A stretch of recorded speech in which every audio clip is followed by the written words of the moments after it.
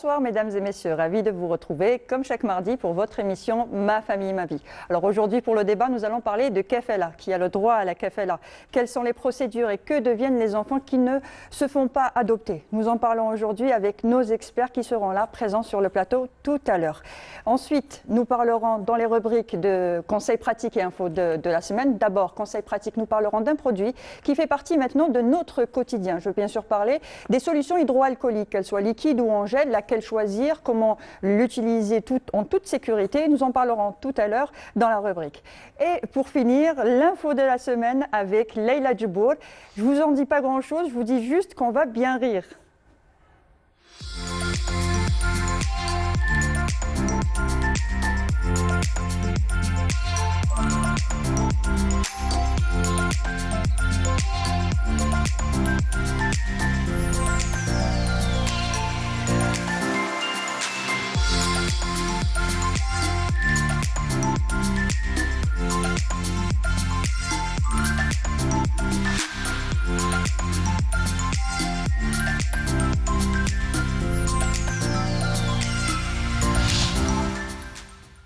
Alors, quand le couple a épuisé toutes les solutions contre l'infertilité, la kafala reste la dernière chance pour fonder une famille.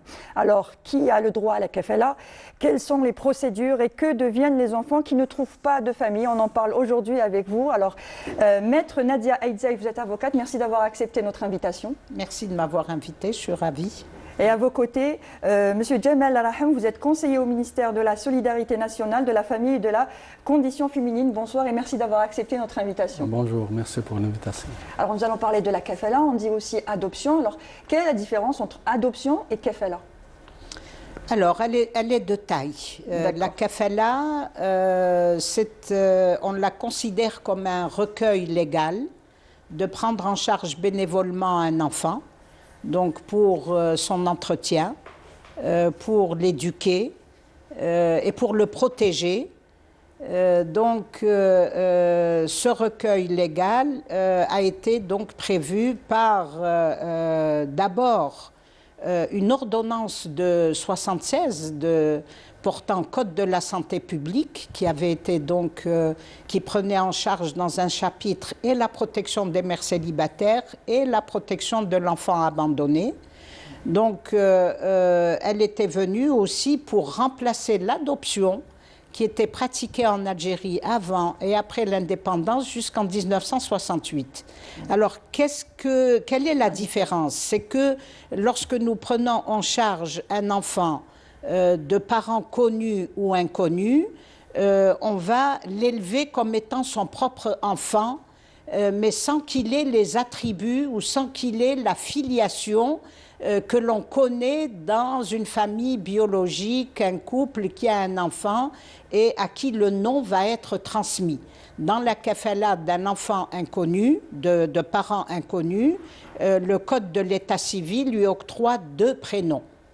Et vient ensuite le placement dans une famille qui va le prendre en charge, mais qui va le garder avec ces 2 prénoms. C'est-à-dire que la filiation ne lui sera pas étendue ni transmise, la filiation du couple qui a pris cet enfant en kafala.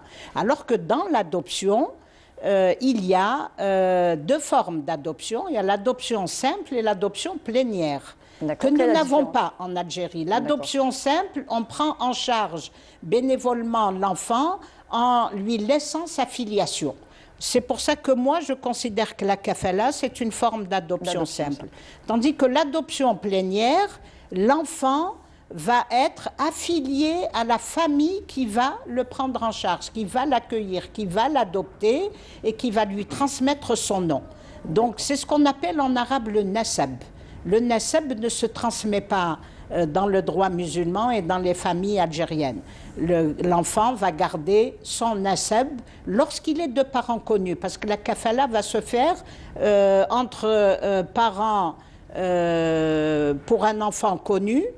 Une belle-sœur peut donner un enfant élevé à son frère ou à sa sœur. Et cet enfant, ça arrive fréquemment. Cet enfant sera pris en charge par la famille d'accueil. Un acte de kafala sera établi, mais il gardera son nom. parce que sa famille est connue. Son nom est établi, il a un nom légitime. Il est affilié à son père. Très bien. Pour les enfants abandonnés voilà. sous X ou de parents inconnus, on va dire de parents inconnus, il aura 2 prénoms, tels que le prévoit le Code de l'État civil, et ensuite il entre dans la procédure de prise en charge par le biais de la kafala, parce qu'il aura été mis dans une institution. Il aura été abandonné par la maman. Alors vous avez 2 formes d'abandon, mais très rapidement. Oui. L'abandon définitif qui va permettre le placement de l'enfant dans une famille d'accueil, et vous avez l'abandon provisoire qui va permettre à la mère éventuellement de reprendre l'enfant, de récupérer l'enfant, parce qu'elle aura pu régler ses problèmes, se réinsérer dans la société, faire accepter l'enfant par la famille, ou peut-être par celui qui l'a conçu, par le géniteur. Il sera revenu sur sa décision, parce que c'est généralement les mères célibataires qui abandonnent.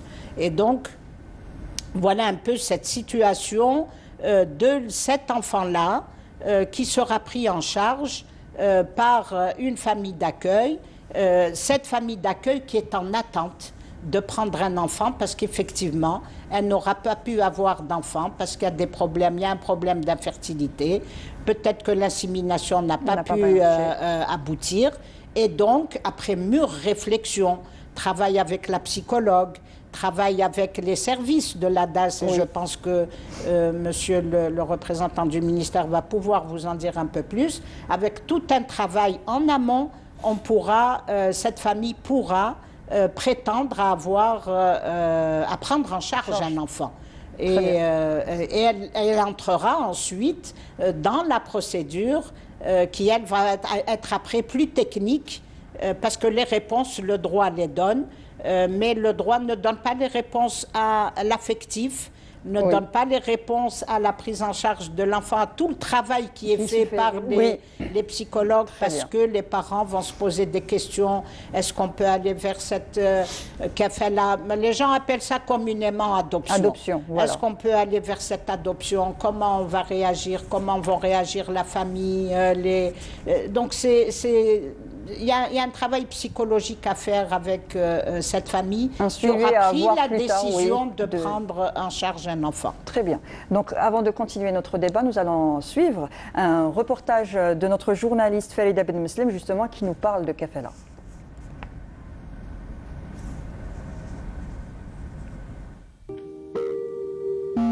Maman, est-ce que j'ai été dans ton ventre avant de naître? Est-ce que ton ventre était aussi gros que celui de Tata? Oui, tu étais cachée dans un ventre aussi gros que celui de cette dame. Mais ce ventre n'était pas le mien, c'était celui d'une autre femme. Ah bon? Comment se fait-il? Qui est donc cette femme? Et pourquoi pas ton ventre? Viens, assis-toi sur mes genoux, mon fils. Je vais te raconter une histoire et tu vas comprendre. Papa تحبه وماما وانت تحبهم؟ بحب بابا وماما. قول لي هنا وين انا دوك؟ بالون بيتش. بالون بيتش واش فيها؟ شجر. لا لا لا لا واش هذه تاع واش هذه؟ تاع الدراري. اللي ما عندهمش؟ والديهم. C'est la façon qu'a choisi ce couple pour faire comprendre à leur fils qu'il n'est pas le leur, mais qu'en réalité, ce sont ses parents adoptifs. Et surtout qu'ils l'aiment fort, même très fort. On a eu des conseils qu'il faut jamais mentir à l'enfant. Il a fallu un déclic, c'est ma femme, sincèrement. Moi, j'étais au boulot. Ma femme lui a posé une question. Il avait ma belle-sœur. Chez mon père, il y a ma belle-sœur qui était enceinte. Il a dit, maman, qu'est-ce qu'elle a dans le ventre? Il a posé la question. Il a dit, un bébé. Et il lui a dit, alors moi j'étais aussi dans ton ventre. J'étais comme ça. Oui, mais pas dans mon ventre. Elle lui a dit la vérité. C'était pas facile. Le soir, lorsque je rentrais bien, il me pose la question. Papa, qu'est-ce qu'elle a, maman? Voici ce qu'elle m'a dit, voici ce qu'elle m'a dit. Je lui ai dit oui. Pour eux, c'est important que leur fils grandisse en sachant la vérité, qui est en fait un point de départ pour lui. D'ailleurs, l'avoir avec eux aujourd'hui est une aubaine, après avoir parcouru un long chemin d'attente, sachant qu'ils sont chanceux, car leur demande de kafala le recueil légal d'un enfant abandonné a vite abouti. L'accord favorable est tombé après 8 mois d'attente. Il nous raconte. Et madame, on avait Une stérilité. une stérilité, oui, de GT. D'accord. On a tenté plusieurs tentatives et tout. soigner. On a fait l'insémination artificielle et on a été même en France. D'accord. Mais ça n'a pas marché. Après 18 ans de mariage, ça n'a pas donné. On a pris une décision d'adopter. D'accord. La famille, elle n'a pas été conservée. Il n'y a que moi et ma femme à la maison. C'est comme... il y a du vide à la maison. On s'est présenté à la Hnaya, par Long Beach, par intermédiaire des gens qui ont adopté ici. On a fait un dossier qu'on a déposé au niveau de la DAS. Je ne sais pas, moi, la chance que j'avais. Ça a duré presque 8 mois. J'avais un coup de pouce. Oui. Mais un coup de pouce pour déposer le dossier. D'accord. Le dossier d'être les démarches. J'ai été à la DAS. J'ai demandé les formulaires, qu'est-ce qu'il faut comme dossier. Il y a un dossier à fournir, tous les fiches de paie, est-ce que tu travailles, est-ce que tu as un logement, est-ce que... Il faut la situation. La situation TAC. Après 8 mois, ils m'ont convoqué quand il y a une commission d'enquête qui va venir à la maison. D'accord. Pas de la commission, je donne. C'est une assistante sociale de la DAS. Elle se présente chez vous pour faire le constat de la maison. Ils ont fait leur enquête convenablement. Elle a donné son accord. Après 2 mois, ils m'ont appelé pour prendre le bébé. Il nous a préparé pour voir l'enfant. Le premier jour, on ne le prend pas. On le voit. C'est pour nous montrer le bébé, c'est tout. Bon, elle nous a préparé verbalement comment faire. Voilà, vous aurez votre enfant. Vous allez avoir votre enfant d'ici peu de temps. Vous allez le prendre chez vous. Voici comment vous allez faire. Mais avant, il faut venir chaque matin. Vous adopter avec votre enfant, surtout la maman. Elle vient lui changer les couches et tout. Il riait. On a dit que... C'était les étoiles. Ah, c'était les... Ma femme pleurait, moi je pleurais. D'abord, déposer une demande d'adoption au niveau de la DAS, puis une étude de dossier et une enquête sociale déclenchée par les services de l'action sociale est effectuée pour enfin donner suite à la demande de Kefala. Quelles sont les démarches à faire pour les candidats à l'adoption? Quand ils ont fait leur demande, la DAS, elle décide. Il y a ce qu'on appelle des conseils de famille avec les directrices, nos directrices et celles des pouponnières de l'État. Il y a une réunion qui est généralement bimensuelle où ils étudient tous les dossiers des parents. Et c'est là que la sélection se fait? C'est là que la sélection se fait. D'accord. Voilà. Sur quelle base vous faites la sélection? Ah, pas moi. Nous, on ne fait pas la base. D'accord. La sélection, c'est la DAS. D'accord. C'est la DAS qui, elle, va, quand les parents vont faire leur demande, ils vont être appelés pour pouvoir avoir une étude psychologique. Ils vont avoir un rendez-vous avec une psychologue de la DAS. Et il y a aussi le niveau médical, il faut qu'ils soient quand même en bonne santé, d'accord? Donc il y a tout ça, et ensuite ils vont prendre rendez-vous pour aller voir leur maison, là où l'enfant va être accueilli, si c'est acceptable, si c'est vivable, donc, voilà. Il y a quand même des critères. Voilà, il y a une enquête qui est faite. À l'issue de cette enquête, la décision est prise. On appelle les parents, on leur dit voilà, votre dossier a été étudié, il est agréé. Vous attendez.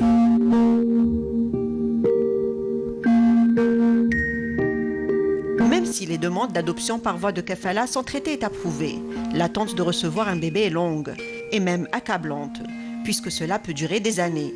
Comment expliquer cette situation quand on sait que beaucoup d'enfants abandonnés vivent sans famille?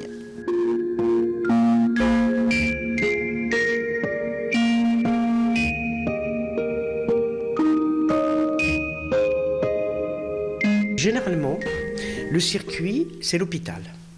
L'hôpital, les cliniques, mais l'hôpital surtout. Donc les maternités. Dans chaque maternité à l'hôpital, il y a une assistante sociale qui prend en charge ses enfants. Elle vient, elle nous appelle, elle appelle ici la direction et elle dit voilà, j'ai 1 ou 2 bébés qui ont été laissés par leur maman. Oui, nous on n'aime pas le terme abandonné, mais bon, parce que ça fait mal. Nous, on dit privé de famille. C'est plus léger quand même. Hein. Et donc, on dit, donc là, elle nous appelle, elle nous dit, voilà, j'ai un bébé ou deux, est-ce que vous avez de la place? Bon, nous, on a toujours de la place, on ne refuse jamais, même si on n'en avait pas, on en trouvera. Et donc, l'assistante sociale vient avec son dossier médical et tout, et on commence à faire un dossier pour l'enfant, on accepte l'enfant, une réception de l'enfant, et ensuite, nous informons la direction de l'action sociale que tel enfant, né tel jour, tel jour, tel jour, a été amené par l'assistante sociale de telle commune, tel hôpital, et que nous l'avons reçu, et qu'il est chez nous. Les bébés abandonnés, il y en a en Algérie. La maltraitance est double, rejetés par leur mère biologique et par une société qui tient à son ordre moral. Acheminés vers les pouponnières où ils sont pris en charge dans l'attente de leur offrir une famille, un foyer. Nous, notre but principal, c'est l'accueil des bébés privés de famille, qu'ils soient X ou autres, d'accord? Les enfants privés de famille, tout simplement. Alors, nous les prenons en charge, nous nous occupons d'eux, nous les élevons jusqu'à l'âge qui est légal normalement. La maman a le droit à 3 mois et 1 jour pour se rétracter, d'accord? Surtout si c'est une maman qui vient régulièrement voir son enfant. Elle peut se rétracter, elle peut reprendre son enfant. Au-delà du délai, c'est-à-dire à partir de 3 mois et demi, etc., l'enfant est placé par la DAS, la direction de l'action sociale de chaque wilaya. Donc, cet enfant, il va être donné à une famille demandeuse. Chaque parent souhaite voir son enfant porté dans le livret de famille avec la mention en bas, Kafil, par jugement, numéro, takata, takata. Les choses sont bien claires. Encore faut-il souligner que les pouponnières, comme celle de Tidafi à Palm Beach, est la seule à être gérée par une association et donc financée par le biais des dons.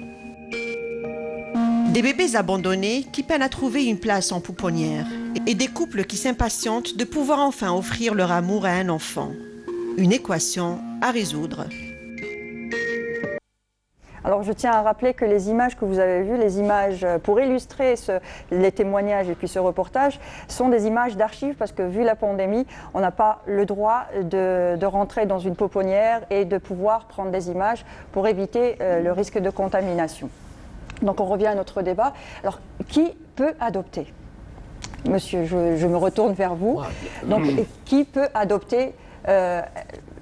Est-ce que, bon, un couple, d'accord, mais une personne célibataire, un homme ou une femme, des étrangers?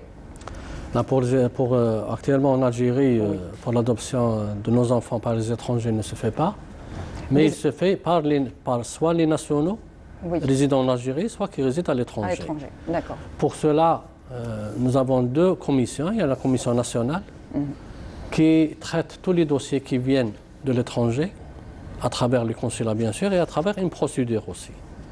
La procédure se fait au niveau de l'étranger par nos consulats. Il y a une assistance sociale qui doit suivre le dossier, la maturation, l'enquête sociale, ils font tout.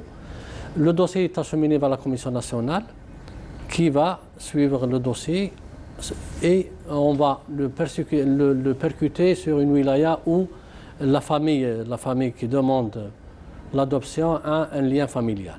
Donc ça se fait pour les étrangers, c'est ça, les nationaux résidant à l'étranger. Des Algériens résidant à l'étranger. Pour les Algériens résidant ici en Algérie, le dossier se fait au niveau de la direction de l'action sociale et de la solidarité, au niveau de wilaya. D'accord.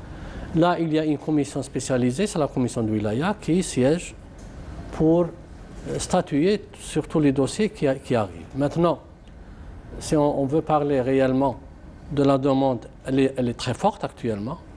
Et on n'arrive plus à répondre aux besoins. L'abandon se fait rare ces derniers temps, même Maître peut le confirmer, mais le travail se fait. Les enfants qui sont actuellement dans nos établissements, soit c'est des enfants qui ont eu un échec de kefala, soit c'est des enfants qui ont des pathologies, soit c'est des enfants qui ont soit un trouble. Donc on doit les garder jusqu'à la maturation de leur âge et les garder aussi par la suite. C'est ça notre rôle en tant que société. Que le problème de l'adoption en Algérie maintenant, c'est un problème de société. comment traiter ses enfants, comment les éduquer, comment les réinsérer, soit au niveau social, soit au niveau professionnel, ça. Les accompagner pendant toute leur vie. Les accompagner jusqu'à qu'ils puissent fonder leur famille aussi. Parce que c'est des Algériens comme nous, ils n'ont pas choisi leur sort et nul n'a choisi ses parents. Oui. Voilà. Et qui, par exemple, une personne célibataire, on va dire une femme célibataire, peut-elle adopter écoutez, ou un homme célibataire? Ça, c'est des priorités qui sont fixées par la commission de wilaya. La Mais commission de une wilaya personne... privilège pour l'enfant, lui donner toutes les chances d'avoir une maturation et de grandir dans des conditions normales. La condition normale, l'enfant doit avoir devant lui un couple, une mère et un père. Oui. C'est pour ça que, actuellement, lorsqu'il y a une demande d'un célibataire, elle n'est pas priorisée dans le travail de commission. C'est pour ça qu'on n'arrive pas à répondre favorablement à plusieurs demandes émanant des célibataires. Même pour les conditions d'âge, la commission de wilaya fixe un certain âge qui est fixé. On ne peut pas aller au-delà.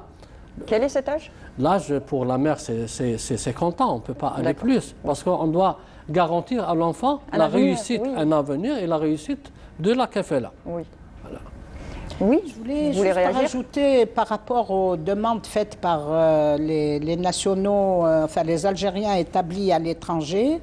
C'est vrai, la demande est faite au niveau du consulat, mais administrativement, ils sont obligés de demander un agrément à la DAS française. Parce que c'est ce qui va leur permettre ensuite, eux, après toute la procédure effectuée ici en Algérie, de pouvoir emmener l'enfant avec eux en France. Ça, c'est c'est le premier complément que je fais à ce que monsieur dit. Le deuxième complément, c'est que lorsqu'un enfant est placé dans une famille, dans un couple qui a eu cette envie de prendre un enfant à élever, la loi dit ne fait pas mention à la nationalité, elle fait mention à la religion. La loi dit qu'il faut être musulman, intègre et censé. C'est pas écrit algérien. C'est pour ça qu'il fut un temps où des étrangers de confession musulmane et même qui n'étaient pas, parce que ce n'est qu'après qu'on s'est rendu compte qu'ils n'étaient pas musulmans, que des enfants ont été placés dans ces couples-là, dans ces familles-là.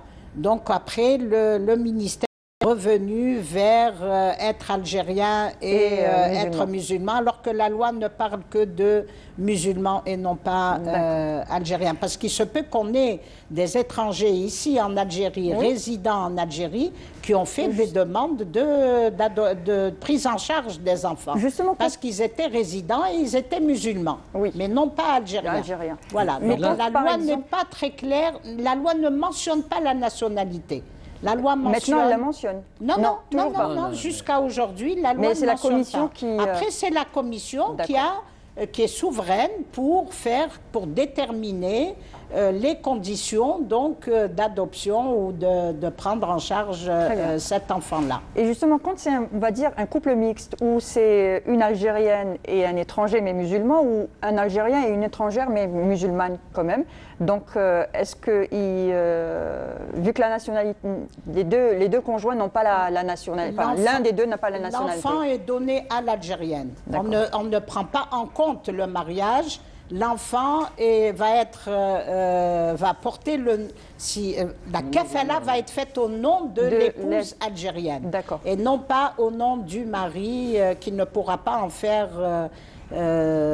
qui ne pourra pas être son père adoptif, son kafil, parce qu'il n'est pas musulman, ou alors il peut être musulman et parce qu'il n'est pas algérien, et parce qu'on ne reconnaîtra pas le mariage de cette dame ici. Donc le ministère a pu trouver la formule qui était celle de confier la kafala à la dame. À la personne qui a la nationalité. À l'épouse qui a la nationalité algérienne.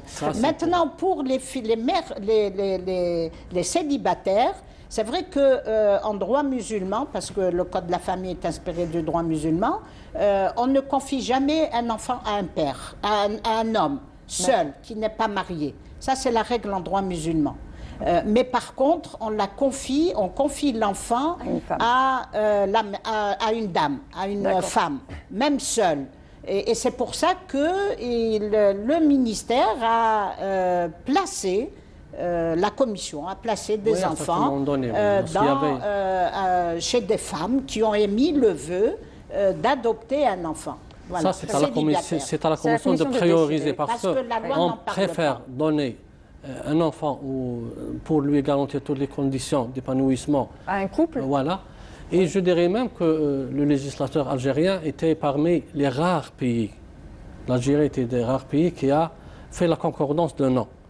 Dans la concordance de nom, on l'a commencé à partir de l'année 1992. Oui. Donc on était parmi les premiers pays arabes et musulmans à choisir cette option. C'est pour permettre à l'enfant et permettre à la kafala les meilleures conditions possibles de réussite. C'est ça qui nous a poussé, c'est à partir de cette année que beaucoup de familles ont donné leur nom pour garantir à l'enfant une scolarité normale, parce que ces enfants-là... Donc les enfants maintenant peuvent avoir le nom du kafil. Oui. Du kafil. Du kafil. Ça, c'est pour essayer de garantir le maximum de réussite. C'est pour ça que je dis maintenant que les enfants qui sont actuellement dans nos établissements, c'est des enfants soit échec kafala, soit des enfants qui ont des troubles ou des problèmes de psychomotricité. Justement, les couples que vous recevez en général, est-ce qu'ils choisissent ils choisissent les enfants ou comment ça se passe? C'est à la commission de wilaya de choisir tel enfant parce qu'on fait au préalable une étude de dossier. Oui. Et l'assistance sociale se déplace vers les familles, elle va étudier les conditions de vie, tout ce qui a trait à la kafala. On doit respecter toutes les conditions requises. C'est pour ça que même dans l'étude du dossier, on doit prendre en charge toutes les conditions réelles possibles pour garantir à l'enfant la réussite. Parce qu'on doit choisir le temps, ces enfants qui doivent correspondre au couple pour lui donner... Donc ce n'est pas le couple qui va dire « je veux un bébé de quelques mois » Ils choisissent le sexe uniquement. C'est le sexe qu'ils doivent choisir. Mais, fille ou garçon, mais choisir un enfant, non. Ça, ce n'est pas permis, c'est à la commission. Même pas l'âge? Non, même pas. C'est l'âge aussi. L'âge aussi, d'accord. Mais la plupart des familles demandent des enfants à base. Donc les enfants c'est des nouveau-nés, les enfants qui restent dans nos établissements. Aussi, la plupart d'eux ont pu avoir des familles. Oui. Il y a beaucoup de familles. Il y a des familles qui viennent demander des enfants à partir d'un certain âge. Mais lorsque les conditions requises se trouvent, on peut trouver des enfants les mêmes les conditions requises par les familles, on les met en kafala. Très bien. Alors, quelle est la procédure à suivre? C'est une longue procédure? La procédure, elle n'est pas longue. La procédure, tout dépend de ce qu'on a comme enfant. S'il y a des enfants où on peut répondre favorablement aux demandes, parce que ces demandes sont enregistrées dans un recueil légal, c'est par ordre d'arrivée de dossier aussi. On peut privilégier par rapport aux conditions de famille, mais pas dans le cadre de l'arrivée chronologique des dossiers. Donc on doit respecter aussi toutes les demandes. On fait l'étude, soit c'est l'assistance sociale qui se déplace, soit c'est le psychologue ou le chef de bureau qui est responsable de ce dossier-là. On traite les dossiers d'une manière équitable et l'égalité est donnée à tout le monde. Alors, si on décide l'égalité de chance. Très bien. Alors, si on décide d'adopter, combien de temps ça va prendre? Est-ce que ça va prendre 1 mois, 2 mois, 1 année? Et ça prendra le temps qu'il faut pour trouver, parce que maintenant, je dis que les derniers temps, l'abondance se fait rare. Se fait rare. Donc, c'est une procédure qui va prendre encore plus de temps. Ça peut prendre 1 année, comme ça peut prendre 2 années, comme ça peut prendre 6 mois. Tout dépend de la spécificité du wilaya. Il y a des wilayas où la demande n'est pas importante. Et il y a des disponibilités d'enfants. Il y a des wilayas où les grandes wilayas, donc c'est difficile de répondre dans des délais très courts. D'accord. C'est à Alger qu'il y a le plus de demandes? C'est les grandes wilayas. Alger, Constantine, Oran, Annaba, c'est... Oui. D'accord. Voilà. D'accord. Alors, que deviennent, vous nous parlez justement des enfants qui ne se font pas adopter parce qu'ils sont peut-être plus âgés ou parce qu'ils ont un handicap. Que devient-il? Ces enfants, donc, ils sont dans nos établissements. Les établissements, on a plusieurs types d'établissements. On a des établissements de 0 à 6 ans et on a des établissements de 6 à 18. Mais à partir de 18 ans, là, le problème se pose.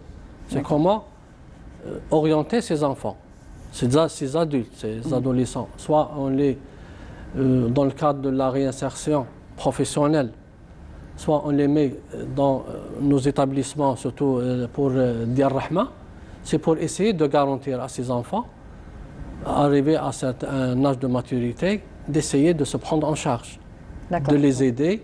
Et c'est pour ça que j'ai dit que le problème de prise en charge de ces enfants est un problème de société.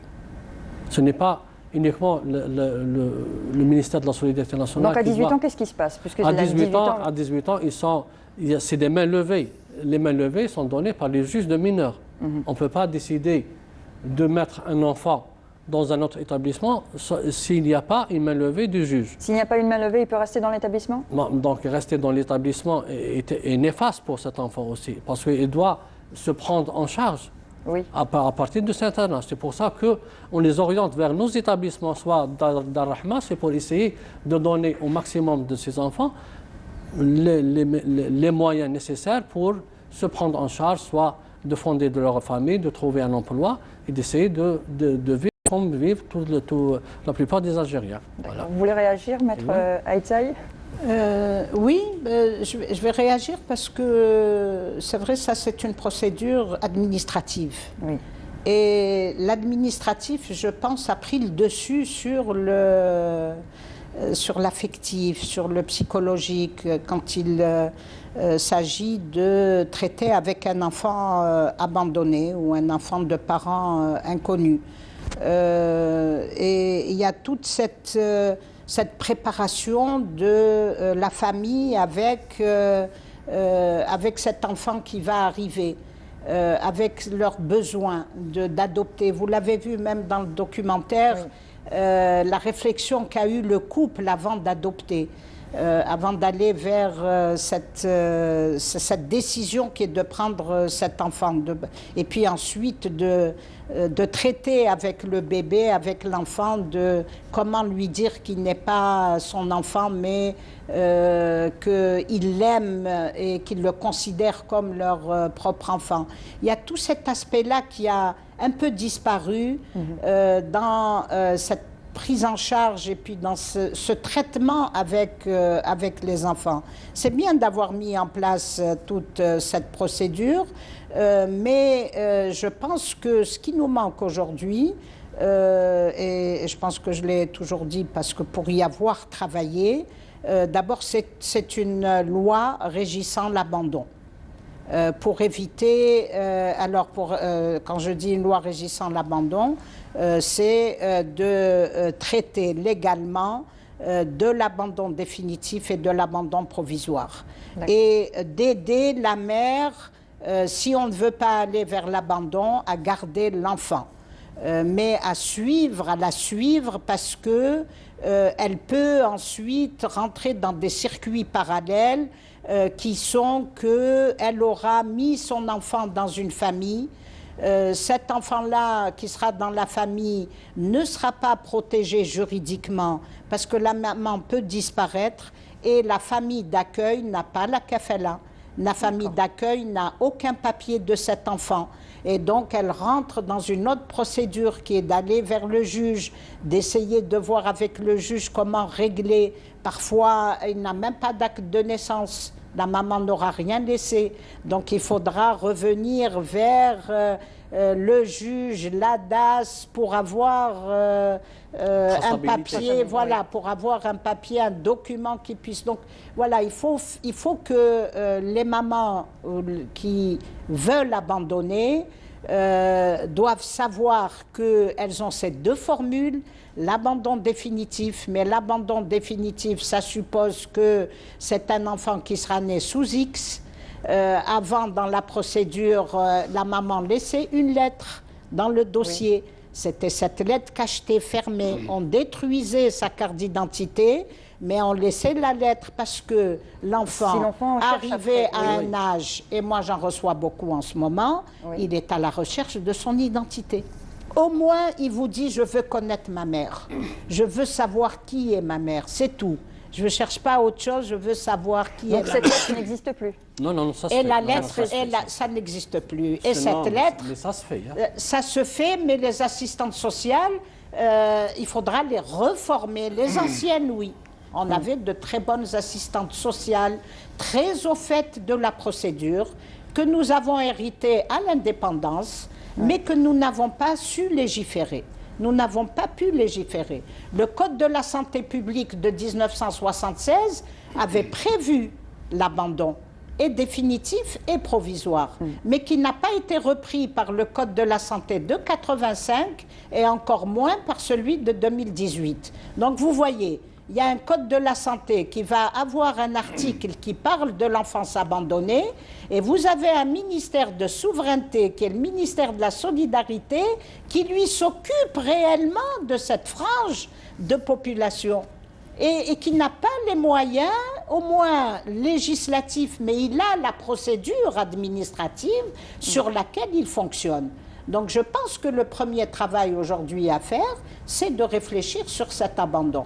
On parle de bonheur des enfants. Quel est le bonheur? Quel est le meilleur bonheur pour un enfant? C'est de vivre avec sa mère. Oui. C'est de vivre dans cette famille même élargie. La mère a abandonné, la mère a eu cet enfant hors mariage. Il faut l'accompagner. Il faut l'accompagner.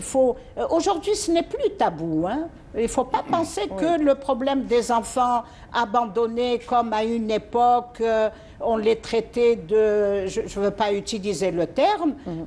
Aujourd'hui, on ne les traite plus de ce terme-là. Aujourd'hui, tout le monde est à la recherche de cet enfant. Mais la grande majorité des Algériens cherchent un enfant nouveau-né. Oui. Rares sont les familles qui vont vous prendre un enfant dès l'âge de 6 ans, parce qu'il est déjà formaté. Alors que vous avez quand même des pouponnières, parce que moi je les appelle encore pouponnières, parce que pour moi c'est le terme qu'il faut donner, et non pas établissement de 0 à 18 ans. Établissement de 0 à 18 ans. On a essayé de minimiser au maximum. Mais vous avez hérité, moi je vous dis, vous avez hérité d'une situation... je parle de la nouvelle équipe. Hein. Vous avez hérité d'une situation qui existe, un texte de 2012, établissement de 0 à 18 ans. Ça veut dire que vous prenez une pouponnière de l'État qui va vous prendre des enfants nouveau-nés, parce que c'est son rôle, mais elle aura aussi déplacement d'enfants en danger moral, déplacement d'enfants dont la maman est en prison, des enfants qui auront grandi, absolument, déplacement judiciaire, des enfants qui sont handicapés et qu'il faut traiter et qui sont adultes aujourd'hui. Donc, alors qu'avant, il y avait, et je l'avais dit à monsieur, il y avait, après 18 ans, des foyers pour jeunes filles, un qui était au boulevard Mohamed V, qui a été repris par la police pour les filles, et un qui est fermé aujourd'hui. Donc moi, je suggère qu'on le récupère, que le ministère le récupère. Et un autre foyer pour garçons à Cuba. Et c'est ce dont parlait monsieur, c'est-à-dire que ces foyers permettaient à ces jeunes de trouver après un emploi, un foyer, le temps qu'ils s'insèrent. Donc vous voyez, même ce qui a existé a été déstructuré. Donc aujourd'hui, je pense qu'on est dans... c'est mon regard, parce que je travaille dessus, c'est mon regard, et c'est aussi mon regard d'avocate, mais mon regard de mouvement associatif, parce que nous recevons aujourd'hui ces enfants qui ont 50 ans, 60 ans, qui retrouvent leur mère, c'est des assistantes sociales qui nous les envoient, parce qu'elles sont dans l'incapacité de pouvoir dire quelque chose à cet enfant qui a besoin de connaître sa mère. Et la mère vient, on a fait des rencontres avec une assistante sociale de l'ADAS, on a fait des rencontres, mais la mère était terrorisée, parce qu'elle avait refait sa vie, parce qu'elle avait d'autres enfants. Mais comment dire à cette nouvelle famille qu'elle a eu une vie antérieure et qu'elle a eu un enfant? Mais l'enfant, lui, est déstabilisé aussi, parce que le problème qui se pose pour cet enfant, il y a eu des enfants qui ont été adoptés légitimement, qui ont eu le nom de la famille avant 62. Et après 68 et à partir des années 80-90, la famille d'accueil est venue pour enlever le nom à cet enfant-là qui a 60 ans.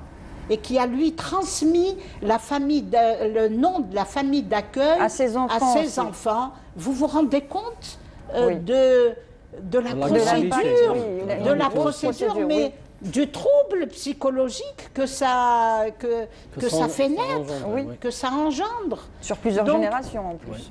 Oui. C'est ça, et donc c'est pourquoi moi je dis, aujourd'hui il faut s'arrêter un instant pour beaucoup de choses, et particulièrement pour cette enfance-là, et de travailler avec nous, on a toujours demandé à travailler avec le ministère sur ces questions-là, parce que nous y travaillons, c'est nous envoie aussi ces familles-là, parce qu'elles ne trouvent pas de solution. Et vous êtes là justement pour trouver des solutions, pour les aider. On essaye d'aider, mais la loi ne nous aide pas beaucoup. Oui, Même la kafala est une institution en construction. Oui. Vous savez que lorsqu'il y a le décès du père adoptif, du kafil, les héritiers doivent revenir devant le juge pour dire s'ils gardent cet enfant ou pas. Et s'il y a ou pas, il est remis dans une institution. Vous vous rendez compte? À 15 ans, 16 ans, je vais remettre cet enfant. C'est pour ça que nous avions, et vous avez fait passer le documentaire de M. Tidafi. Avec M. Tidafi, on discutait sur la révocabilité ou l'irrévocabilité de la kafala. Moi, je suis pour l'irrévocabilité.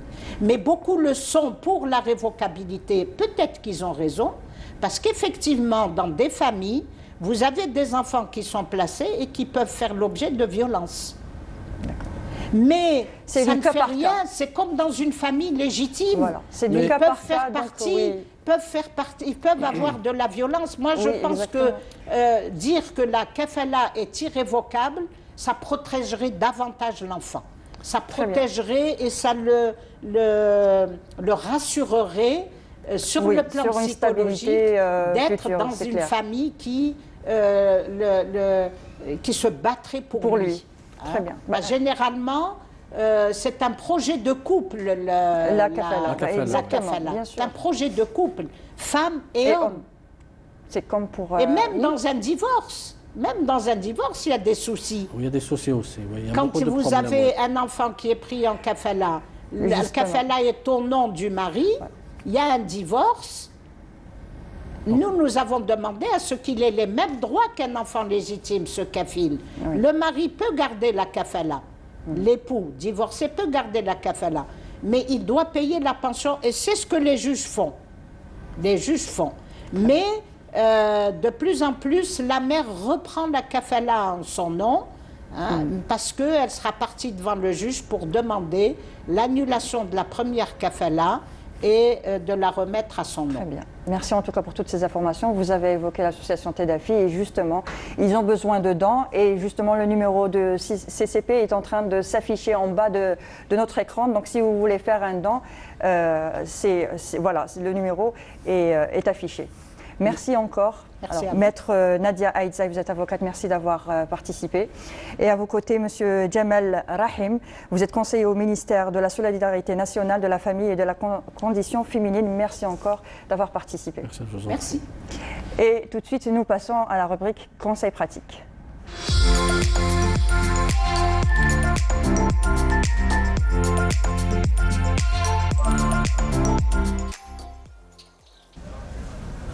Alors, place à la rubrique Conseils pratiques. Il y a avec moi aujourd'hui professeur Djamel Boukhalifa. Vous êtes professeur en pharmacie à la faculté de médecine d'Alger. Bonsoir et merci d'avoir accepté notre invitation. Merci. Alors, aujourd'hui, nous allons parler du produit qui fait partie maintenant de notre quotidien, de tous les jours. Depuis cette pandémie, les solutions hydroalcooliques sont un indispensable à avoir. Alors, comment les choisir? Comment savoir qui est nocif ou pas pour la santé, parce qu'on en voit tellement sur le marché. Il y en a qui se vendent en pharmacie, il y en a qui se vendent même dans les bureaux tabac et les quincailleries. On a aussi les solutions liquides, donc on ne sait pas forcément lesquelles utiliser et leur efficacité, est-ce qu'elles sont vraiment antivirales, antivirus plutôt, ou juste antibactériennes, parce qu'on lit souvent sur les étiquettes antibactériennes, donc vous allez nous donner toutes ces informations. D'accord, merci. D'abord, je dois remercier l'équipe de Canal Algérie et également les téléspectateurs. Oui. On doit dire beaucoup de choses concernant les produits hydroalcooliques, parce que quand on dit produits hydroalcooliques, nous avons d'une part le gel et d'autre part la solution. La différence entre les deux, c'est que le premier contient en plus un principe gélifiant. Donc c'est pour ça, alors la viscosité, elle est un petit peu, elle est plus importante par rapport à la solution hydroalcoolique. Ça donne un avantage pour le gel quand on l'utilise, donc il y a moins de pertes quand on utilise. Mais une noisette dans la main, on ne risque pas de perdre des gouttelettes. Alors, d'abord, si on s'amuse à faire la différence entre les deux, il n'y a pas de différence du point de vue efficacité. Oui. Mais dans l'utilisation physique, le gel est préféré à la solution parce que, là je viens de le dire, il n'y a pas de perte. Seulement, il y a des conditions, pas dans la préparation, mais plutôt dans l'utilisation. D'accord. Le conditionnement à présenter, il a son rôle et son efficacité, d'une part, et d'autre part, la composition chimique, là aussi, elle est importante. Ce qu'on doit dire, dans un premier temps, c'est que qu'est-ce qu'il faut trouver dans la composition. N'importe quel, si vous voulez, patient ou le citoyen se présente où pour acheter son produit. Est-ce que au niveau d'un magasin, d'un espace de vente ou une pharmacie? Nous avons toujours recommandé de s'approcher de la pharmacie, bien que le même produit on le retrouve partout. Étalé au bord des trottoirs, on peut le retrouver également chez les quincailleries, chez les épiciers, etc. Exactement. Malheureusement. Oui. Mais si on a un conseil à donner aux citoyens, d'abord, il faudra choisir la qualité et s'intéresse. Et comment choisir la qualité, justement? Comment savoir quel est le meilleur? Très bien. Donc, le meilleur, on ne peut pas s'en apercevoir comme ça, parce que le petit conditionnement, d'abord, il faut avantager le petit conditionnement. Donc, les petites bouteilles qu'on peut accrocher, exactement, parce que c'est des bouteilles individuelles. C'est des poches individuelles qu'on peut utiliser dans n'importe quelle condition. Mais moi, je recommande toujours l'utilisation de l'eau et le savon. C'est-à-dire, il vaut mieux utiliser l'eau et le savon pour nettoyer les mains. Pourquoi? Parce que ce qu'il faut savoir, c'est que le produit hydroalcoolique contient de l'alcool. L'alcool, c'est un produit désinfectant. Donc, il désinfecte, il tue plutôt, et il atténue le germe et il le laisse fixer à la peau. C'est un fixateur. D'accord.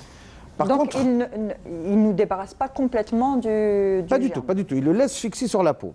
Se laver les mains avec un savon de préférence non parfumé pour éviter les phénomènes d'allergie, etc.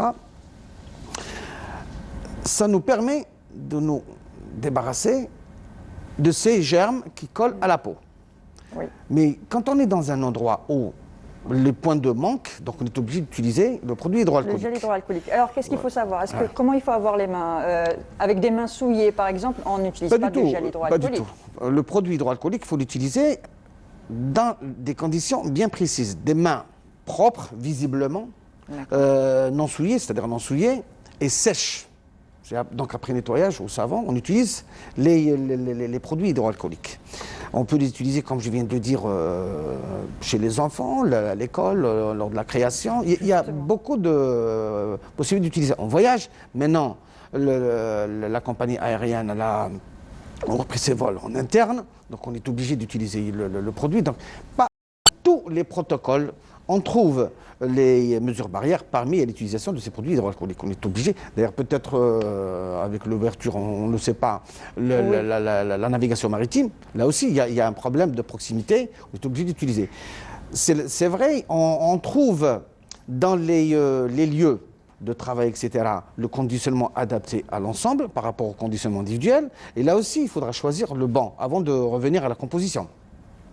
Donc il faudra choisir, lorsqu'on a un flacon comme ça, donc il vaut mieux avantager ou préférer le flaconnage avec une pompe à vis dans une partie se penche vers le bas, donc il y a une partie horizontale, une partie verticale pour éviter la projection vers la face. La même chose, quand on veut utiliser, et il faut cibler parce qu'on utilise pour la... Il faut que ça soit simple, qu'avec un seul doigt, on puisse avoir notre dose. Très bien. Alors pour revenir à la composition, vous savez, ordinairement, un produit hydroalcoolique, en plus du gel pour le gel hydroalcoolique, contiennent l'alcool pour ses propriétés désinfectantes, contiennent également le peroxyde d'hydrogène, c'est-à-dire l'oxygène que tout le monde connaît, Là, c'est un inactivateur des spores, c'est-à-dire juste pour mieux conserver le flaconnage, etc. La glycérine, comme principe humidifiant, émollient, donc il ramollit la peau. Et bien sûr, le solvant, l'eau. Ceci dans les conditions de base ordinaires. C'est l'OMS qui recommande. Mais justement, on voit certains gels qui sont colorés. Celui-là aussi, cette solution, elle est colorée aussi en violet, le gel en bleu. Donc il y a un colorant, donc il y a plus il y a d'autres composantes aussi. Alors oui. À ce moment-là, est-ce que c'est bon ou mauvais? C'est bon dans certaines conditions, mais c'est mauvais dans d'autres conditions. D'accord. Le produit de base, il renferme ou il contient ces 4 éléments. Maintenant, si on veut ramener un plus, améliorer, on peut rajouter d'autres principes antibactériens. D'ailleurs, pour choisir, c'est vrai, il y a un seul alcool, c'est l'éthanol, c'est l'alcool éthylique. Lorsqu'il y a 2 alcools, c'est mieux qu'un alcool. 3, c'est encore mieux que 2 ou 1 alcool. C'est la raison pour laquelle on dit plus, mais jusqu'à 3, pas plus. Il y a l'alcool éthylique, il y a l'alcool isopropylique, il y a également, parfois on dit le méthanol ou l'alcool myristique, mais généralement c'est 3, ou le propanol. Ce sont des alcools qu'on peut additionner. Donc plus on a de l'alcool, plus on a ses propriétés désinfectantes. Seulement, il faut savoir également que sur l'étiquetage, en plus des conditions les plus importantes, il faudra retrouver certains éléments qui nous orientent vers la qualité de produit. D'accord. Donc vers les composants. Pour revenir au colorant et au parfum, il vaut mieux éviter les produits colorés parce qu'il y a des colorants qui peuvent avoir des phénomènes d'allergie sur la peau. Les parfums aussi, généralement c'est les huiles essentielles qui sont rajoutées uniquement pour le parfum, mais il n'y a aucun ajout, aucun bénéfice, aucune efficacité quant à leurs propriétés antibactériennes. Donc les parfumés, les colorés ne rajoutent sont à rien. éviter. C'est pas possible, mais sont à éviter. Alors, je reviens à la qualité, aux normes. Vous savez que ces produits, normalement, devaient être contrôlés au laboratoire pour leurs propriétés désinfectantes, donc antibactéricides. C'est la norme européenne EN 1040. Pour leurs propriétés fongicides, d'abord. C'est la norme EN 1275 et la norme la plus importante, vous savez qu'on est devant une pandémie à virus. Justement. Donc c'est ce qu'on recherche, l'efficacité par rapport à ces virus. Donc il faut que les produits, on trouve sur l'étiquette apposée, mentionnée, la norme européenne EN 144-76. D'accord, mais c'est-à-dire celle indiquée sur toutes les. Par exemple, malheureusement, ici, ce n'est pas malheureusement. Indiqué. Donc, il faut donc choisir un produit où c'est écrit la norme EN. EN 144-76, c'est ce qui prouve que ces produits sont efficaces contre les virus. D'accord. C'est les virus, voilà. Et bon, ce sont les normes, la majorité des produits qui sont importés. Même il y a un ou deux laboratoires qui fabriquent les produits, qui a eu la norme, il a acheté la norme EN 144-76, donc c'est des produits normés. Il y a les produits qui existent en Algérie, ceux qui sont fabriqués par des laboratoires d'origine et qui, à l'origine, ils ne font que ça. Donc ils ont cette expérience, ils ont ce bagage, ils ont le savoir-faire. Mais les laboratoires qui faisaient de la cosmétique avant, mais qui se mettent à faire du gel. Oui. C'est ces laboratoires qui, au départ, s'intéressaient beaucoup plus aux produits dermocosmétiques. Donc, eux, ce qui les intéresse le plus, c'est de présenter un produit dont le design est attractif, avec une couleur, avec un parfum, etc. Par contre, le produit hydroalcoolique, on n'a pas besoin de tout ça. Le flaconnage ordinaire. Donc, seulement pratique. Donc, je viens de dire, celui-là, si on peut, par exemple, prélever pour avoir la noisette, comme on l'avait déjà dit, c'est-à-dire le nombre de... Et puis, pour être efficace, il faut avoir 3 millilitres. Donc, la question qui se pose par le citoyen, comment avoir 3 millilitres, justement. Pour cela, donc là, il faut vraiment doser. Oui, une noisette nous oriente vers le volume. Par contre, c'est...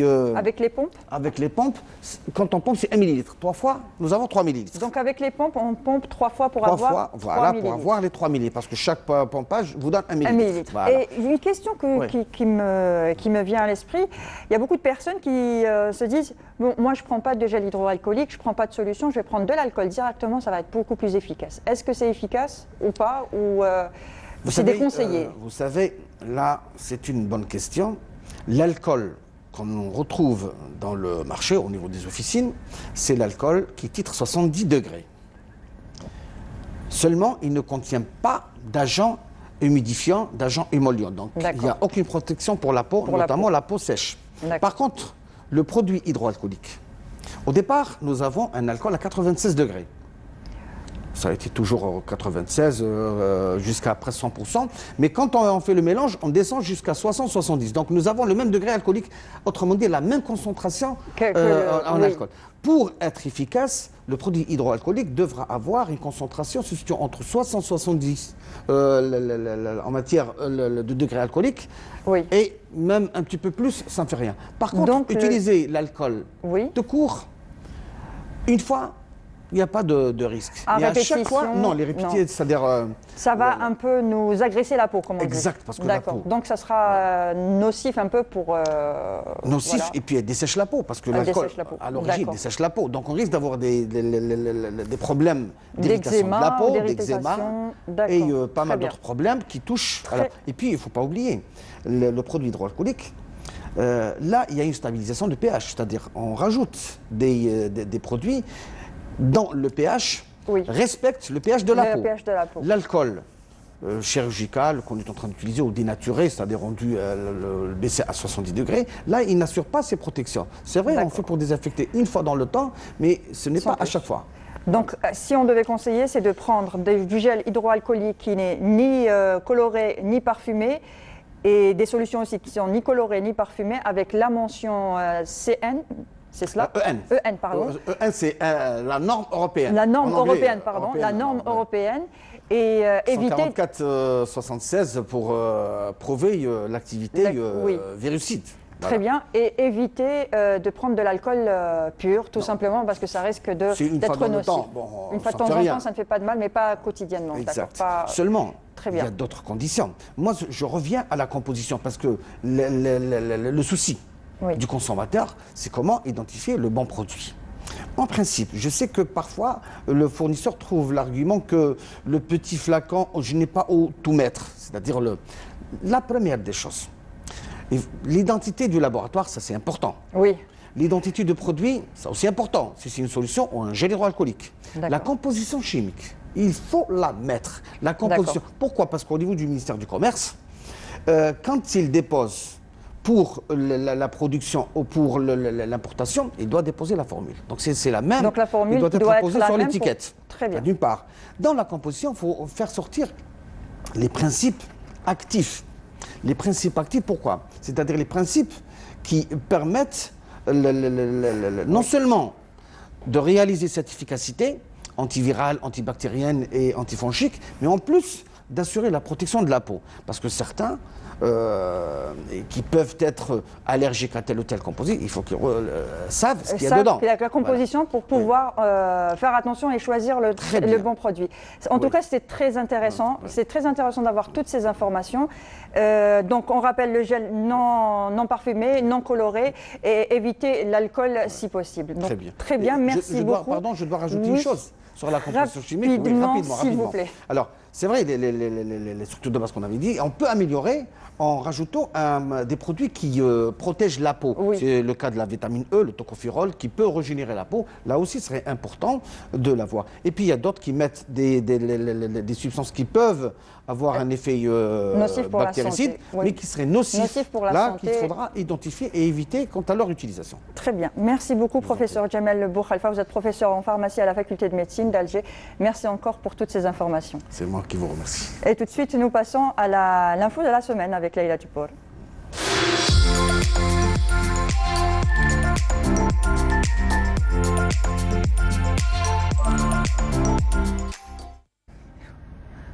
Place à l'info de la semaine et avec vous ce matin, tout à l'heure j'ai dit que nous allions bien rire. Vous allez nous raconter des blagues, Leïla Tupor? Non, rassurez-vous, bonsoir. Je ne vais pas raconter de blagues, mais je vais par contre parler des bienfaits du rire, Mounia.